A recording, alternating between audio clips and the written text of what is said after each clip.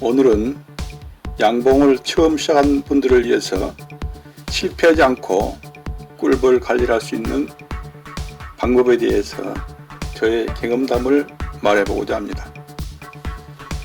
똑같이 벌을 키워도 누구는 벌을 잘 키워 봉군이 늘어나고 군세도 좋아 벌꿀을 많이 수확하는가 하면, 누구는 1년을 넘기지 못하고 번번이 봉군이 반쪽으로 줄고 벌꿀도 제대로 수확하지 못하는 결과를 낳기도 합니다.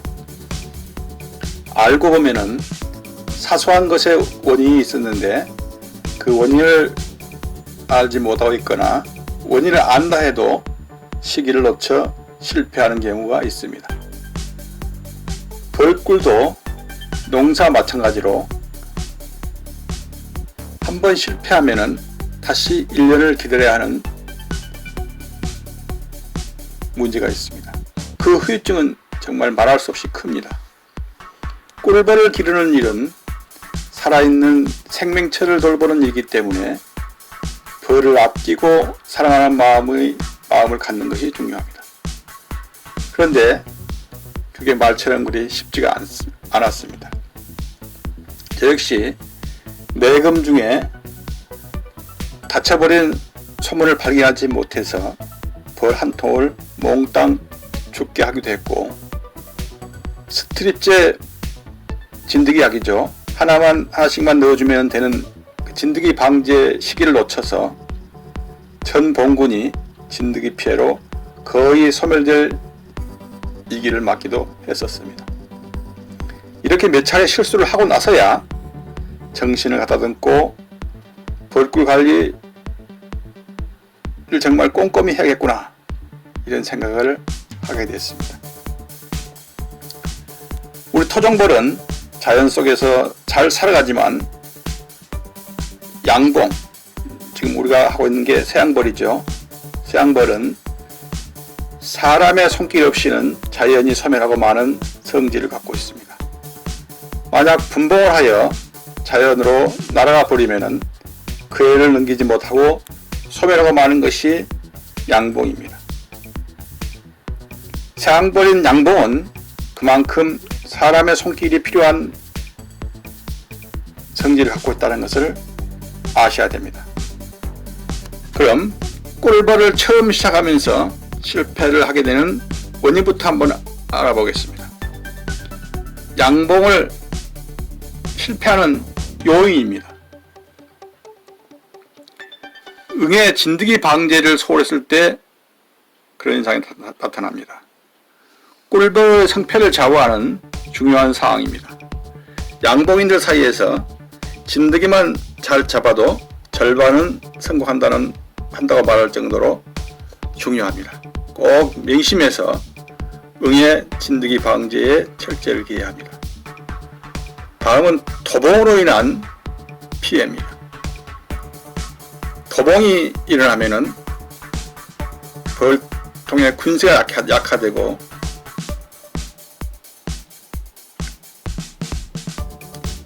(7월) 이후 무밀기가 되면은 도봉이 발생하는 시기입니다. 도봉이 발생하면은 봉장이 어수선해지고 봉군 하나 사라지는 것은 순간적인 일입니다. 도봉을 예방하는 데 최선을 다해야 합니다. 먹이가 부족하면 안 됩니다. 가장 진드기 예방도 중요하지만은 사냥관리도 무시할 수가 없습니다.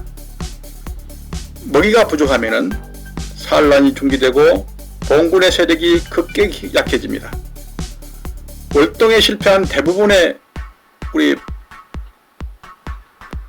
양봉 농가를 찾아가 보면은 추워서 죽은 게 아니고 거의 대부분이 먹이 부족으로 죽은 것을 알 수 있었습니다. 다음은 무리한 봉군 쪼개기를 금해야 합니다. 벌통의 숫자를 늘려버리는 욕심에 무리하게 분봉을 하다 보면은 세력이 약화되고 토봉, 질병 등에 발생하게 됩니다. 이밖에 말벌의 침이라든지 여러 가지 이유가 있습니다만은 충분히 사전에 알고 대처하는 것이 중요하다는 것을 말씀드립니다. 실패 원인을 알았으니까 우리가 그러면 어떻게 하면은 잘 키울 수 있을까요? 꿀벌을 잘 키우려면 어떻게 해야 할까요? 먼저 경험이 풍부한 적의 멘토를 한 분 정도 알고 있어야 됩니다. 꿀벌은 자연환경의 영향을 받기 때문에 적의 여건을 잘 알고 있는 멘토가 한 분 있으면 아주 도움이 됩니다. 자신감이 없을 때는 그분이 하는 대로 따라하면은 한 1년이나 2년 따라하면은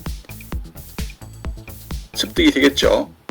벌꿀도 매년 주기적으로 똑같은 일을 반복하기 때문에 따라만 해도 큰 실패가 없습니다.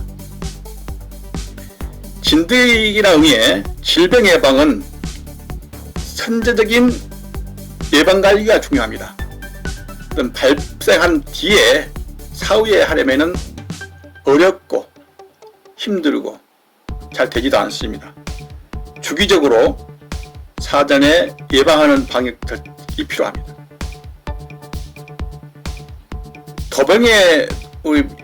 도봉이 참 위험한데요. 도봉이 발생하면은 한 통 금방 그 벌통이 망가집니다. 도봉이가 발생하는 원인이 이제 7월달에 되면 모밀기가 되죠. 그때부터 이제 이웃 벌통에 벌꿀 냄새라든지 사양 설탕물 냄새가 나면은 도봉을 하게 됩니다. 이런 원인을 제공하지 말아야 도병을 막을 수 있습니다. 내검을 할 때는 이른 아침에 일찍 하고 벌이 활동을 하면은 내검을 중지한다든지, 또 사양도 낮 시간에는 사양물이 들어가서 냄새를 내지 않도록 밤 시간에만 사양을 해준다든지, 이런 게 꼭 필요합니다. 그 다음에 이제 정말 중요한 것은 먹이가 충분해야 됩니다. 먹이가 부족하면은 산란을 하지 않습니다. 그러면 어떻게 되겠어요? 군세가 약해지죠. 중요한 것은 설탕을 아끼시면 벌 키우는 데는 어렵습니다.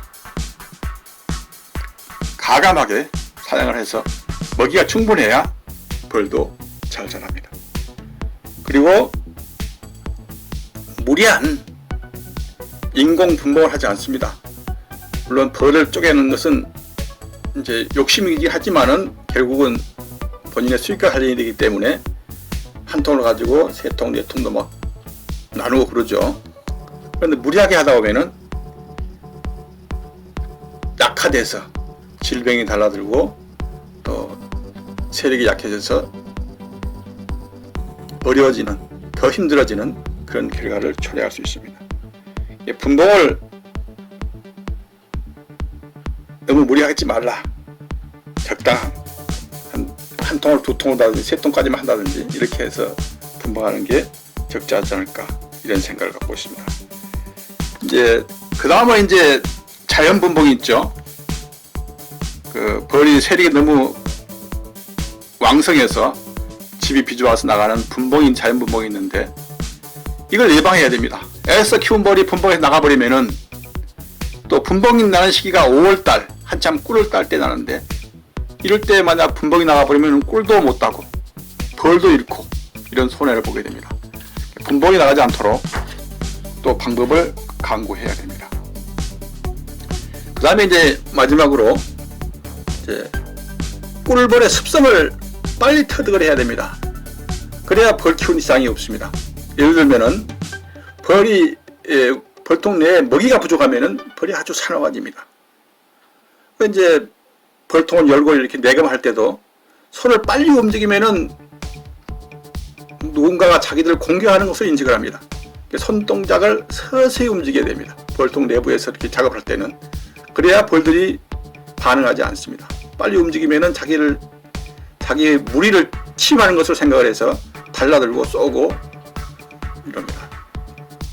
또 무왕군일 때 벌통을 딱 열어보면은, 무왕군일 때는 벌이 날갯짓을 하면서 불안해합니다.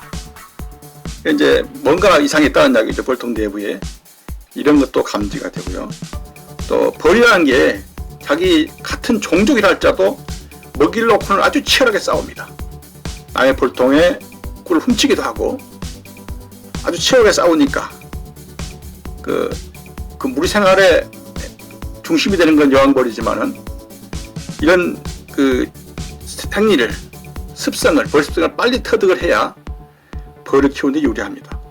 예를 들어서 분봉한다든가 합봉한다거나 신앙을 위임할 때 이런 원인을 벌의 습성을 알고 하면은 이해를 하고 하면은 잘 되지만은 이해하지 못하면은 번번이 실수를 하게 됩니다. 이런 내용을 이제 결국은 실제로 경험을 해봐야 아시겠지만은 이론적으로 충분히 머릿속에 숙지하고 벌을 키우시면은 많은 도움이 되리라 봅니다. 감사합니다.